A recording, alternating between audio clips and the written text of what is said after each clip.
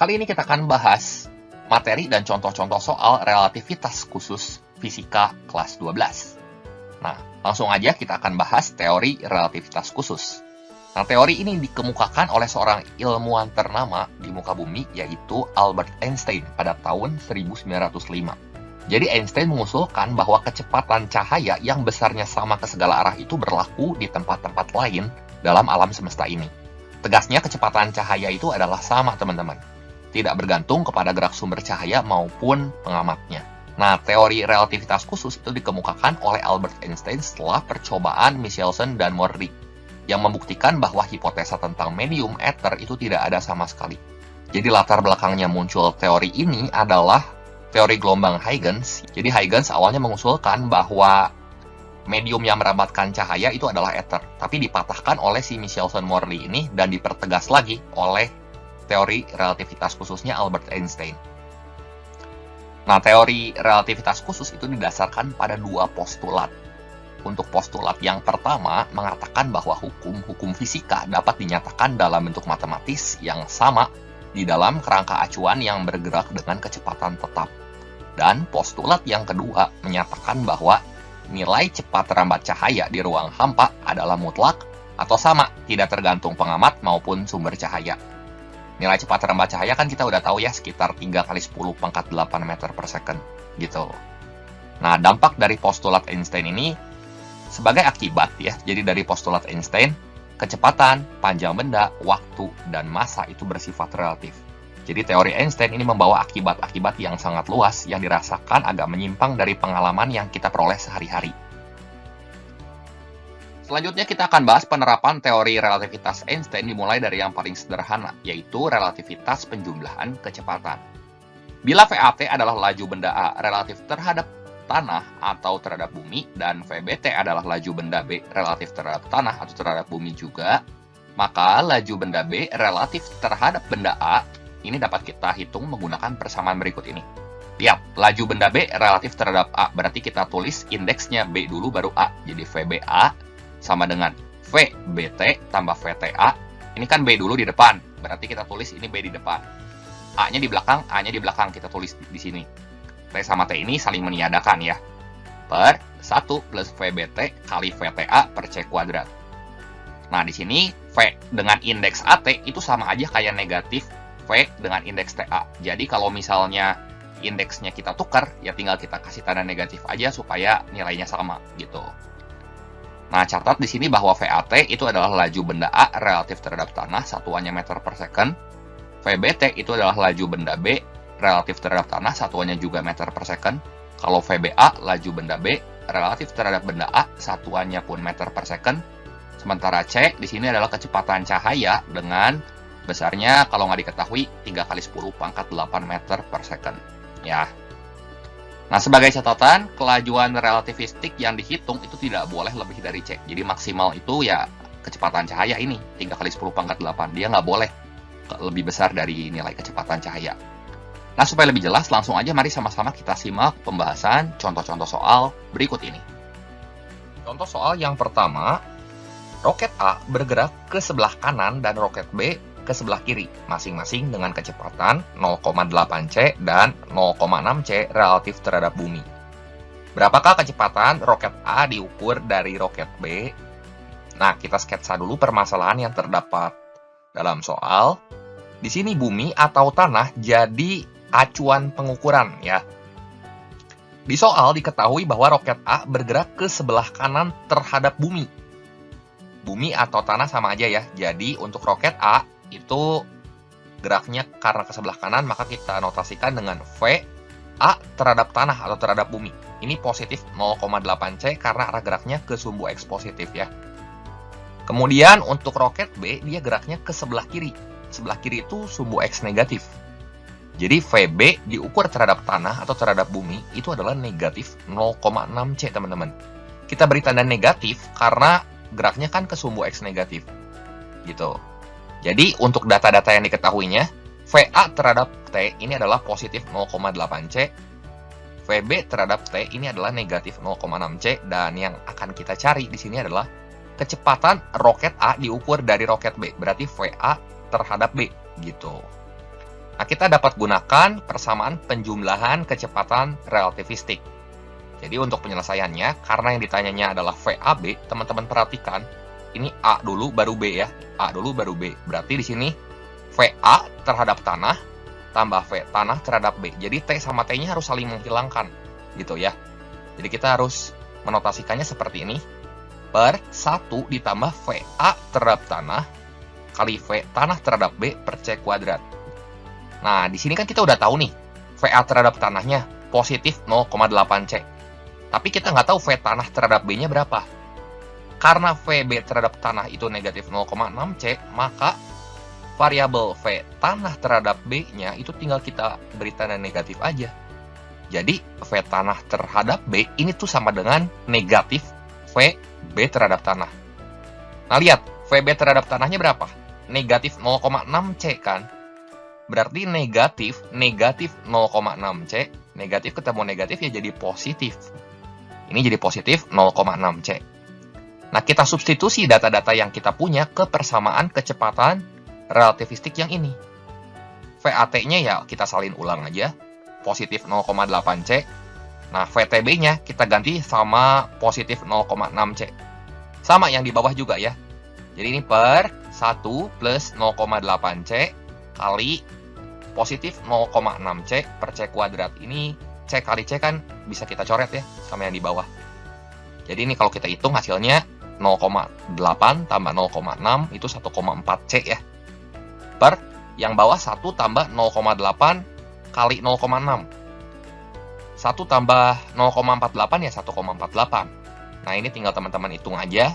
Maka nanti kita akan peroleh hasilnya adalah 0,94 C, 0,946 yang benar ya. Nah, opsi yang ada di pilihan yang mana tuh jadi yang tepat? Ya, yang D. Gitu. Contoh soal yang kedua, dua pesawat bergerak secara relativistik menjauhi pengamat di bumi dengan kelajuan yang sama, namun arahnya berlawanan. Jika kecepatan relatif antar pesawat hanya 1,5 kali kelajuan kedua pesawat menurut pengamat di bumi, maka besar kecepatan relatif antar pesawat tersebut adalah titik-titik. Nah, kita sketsa lagi permasalahan yang terdapat pada soal. Jadi seperti ini. Misalnya ini bumi atau tanah ya, sebagai acuan pengukuran kecepatan antar pesawat. Dan yang diketahui di soal adalah dua pesawat itu bergerak menjauhi pengamat di bumi dengan kelajuan sama, tapi berlawanan arahnya. Misalnya pesawat satu ini ke arah kanan ya. Kita notasikan pesawat yang pertama sebagai V1 diukur terhadap tanah, jadi V1T. Ini besarnya sama dengan V.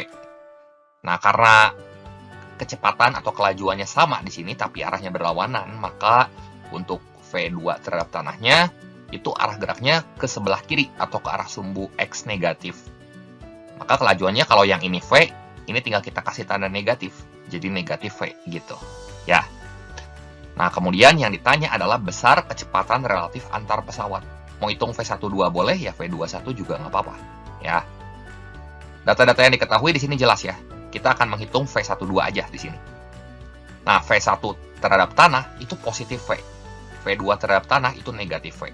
V1 terhadap 2 ini adalah 3/2 V. Yang ditanya adalah kecepatan relatif antar pesawat. Nah, kita bisa menghitung V12 kalau kita udah tahu berapa nilai variabel V ini. Ya. Gimana cara dapat variabel V-nya? Kita pakai penjumlahan kecepatan relativistik. Jadi, untuk mengukur V1 terhadap 2 atau V pesawat 1 terhadap pesawat 2, ini V1 terhadap tanah tambah V tanah terhadap pesawat 2 per 1 plus V1 terhadap tanah kali V tanah terhadap 2 per C kuadrat. Lihat, ini 1, 2 ya, berarti 1 dulu, baru 2-nya yang ini di belakang, gitu. Supaya yang ini bisa saling meniadakan, T yang ini sama T yang di sini saling meniadakan. Seperti itu. Ya, paham ya? Nah, selanjutnya V1 terhadap tanahnya kita udah tahu. Di sini besarnya adalah positif V. V tanah terhadap 2-nya kita belum tahu ya. Jadi, V tanah terhadap 2-nya jelas. Ini sama dengan negatif V2 terhadap tanah. Gitu. Karena kan kita punya data V2 terhadap tanah di sini. Negatif V besarnya kan. Nah, berarti negatif V ya jadi positif V gitu. Jadi, VT2-nya yang ini juga bisa kita ganti sama V nanti. V12-nya kita tahu nggak di sini? Ya, 3/2 V ya, jelas. Jadi, V12-nya kita ganti sama 3/2 V. V1T-nya tetap aja V. Kemudian ditambah V per 1 plus V1T-nya itu adalah positif V. Dan VT2-nya ini kita udah dapat V ya, jadi dibagi C kuadrat seperti ini. Dan 3/2 V sama dengan 2V kali C kuadrat per C kuadrat plus V kuadrat. Jadi yang ini disamain penyebut dulu, nanti C kuadratnya naik ke atas. Nah, V yang ini sama V yang ini bisa kita coret kan? Gitu. Terus teman-teman kali silang aja. 3 kali C kuadrat plus V kuadrat sama dengan 2 kali 2 C kuadrat. Jadi 3C kuadrat tambah 3V kuadrat ya, yang ini kaliin dulu, sama dengan 4C kuadrat. 3C kuadratnya ini pindah ruas aja ke kanan. Jadi, kita peroleh nanti yang di ruas kanan jadi C kuadrat, yang di kirinya 3V kuadrat. Nah, kita dapat variabel V-nya di sini, ya, V kuadratnya. Ini kita bagi 3 masing-masing ruas jadi 1/3 C kuadrat, sehingga nilai V-nya ini akar 1/3 C kuadrat. Nah, C kuadratnya keluar dari akar, terus ini kita rasionalkan, nanti kita peroleh 1/3 akar 3C. Nah, setelah kita mendapat nilai V-nya, belum selesai. Ya, karena yang ditanya adalah kecepatan relatif antar pesawat. Jadi bukan V ini yang ditanya, tapi V12. Tadi V12 rumusnya apa? 3/2 V kan? Diketahui di soal ini 1,5 kali kelajuan kedua pesawat ya, menurut pengamat di bumi. Berarti kalau kita udah dapat nilai V-nya, tinggal kita substitusi ke sini teman-teman. Sehingga 3/2 kali 1/3 akar 3C, ini tinggal kita coretkan 3-nya ya. Jadi kita akan peroleh V12-nya adalah setengah akar 3C. Jadi opsi yang tepat jelas di sini yang D. Contoh soal yang ketiga. 2 pesawat terbang yang cukup canggih menempuh jalur terbang yang sama berupa sebuah garis lurus. Pesawat pertama memiliki kecepatan 0,8C terhadap bumi. Sedangkan pesawat yang kedua, ini letaknya berada di belakang pesawat pertama, memiliki kecepatan 0,2C terhadap bumi. Nah, sebuah benda bergerak lurus sejajar dengan kedua pesawat tersebut dengan kecepatan 0,5C terhadap pesawat yang pertama. Jika diukur dari pesawat yang kedua, kecepatan benda tersebut adalah titik-titik. Nah, kita sketsa dulu permasalahan yang terdapat pada soal. Di sini kerangka acuan pengukurannya adalah bumi atau tanah, ya. Nah, pesawat pertama itu punya kecepatan 0,8C terhadap bumi. Jadi, kita beri indeks 1T untuk kecepatan pesawat yang pertama. V1T-nya ini positif 0,8C. Kita misalkan aja arah geraknya ke sumbu X positif, ke sebelah kanan. Ya. Pesawat yang kedua itu ada di belakang pesawat yang pertama. Jadi, V2 terhadap tanah ini adalah positif 0,2C. Karena dia geraknya searah ya. Pesawat 1 ke kanan, pesawat 2 juga ke kanan. Makanya yang ini positif juga untuk V2T-nya. Nah, kemudian ada sebuah benda yang bergerak lurus sejajar dengan kedua pesawat tersebut. Arahnya pun sama ya. Dan yang diketahui di soal adalah benda tersebut diukur dari pesawat pertama punya kecepatan 0,5C. Karena geraknya searah, ya ini positif juga gitu. Jadi jelas untuk data-data yang diketahui pada soal di sini V1 terhadap tanahnya 0,8C positif ya. V2 terhadap tanahnya juga positif 0,2C. V benda terhadap pesawat yang pertama di sini adalah positif 0,5C dan yang ditanya adalah V benda terhadap pesawat yang kedua ya. Jadi jika diukur dari pesawat yang kedua berapa sih kecepatan benda yang ini gitu. Nah, untuk penyelesaiannya kita bisa gunakan penjumlahan kecepatan relativistik. Karena V2 yang ditanya maka VB2 di sini B dulu baru 2 ya. Berarti VB terhadap tanah tambah V tanah terhadap 2. B-nya di depan, 2-nya di belakang. Supaya T yang ini saling meniadakan gitu. Ya, jelas ya. Nah, kemudian di sini untuk VB terhadap tanahnya kita belum tahu ya. Dan VT2-nya juga kita belum tahu. Jadi kita harus cari dulu yang pertama VB terhadap tanah dan yang kedua V tanah terhadap pesawat yang kedua ya. V benda dulu terhadap tanah kita cari pakai kecepatan relativistik lagi. Nah, VB terhadap tanah di sini adalah VB1 tambah V1 terhadap tanah per VB1 kali V1T per C kuadrat. Ini kan B dulu baru T ya. Berarti di sini juga sama, B di depan, T-nya di belakang. Supaya satu yang ini sama satu yang ini saling meniadakan gitu. Jadi VB1-nya berapa? Positif 0,5C. Kita punya kan? V1T-nya 0,8C. Ya kita bisa substitusi langsung ke persamaan ini. Jadi 0,5C, VB1-nya ganti sama ini, tambah V1T-nya kita ganti sama 0,8C, sama yang bawah juga ya. Seperti ini, 1 plus 0,5C kali 0,8C per C kuadrat. Ini kan C-nya ada 2, bisa dicoret yang atas sama yang bawah gitu. Jadi ini 1,3 per 1,4C. Kalau kita hitung, hasilnya adalah 0,93C. Nah, kita udah dapat nih VBT-nya. Ya.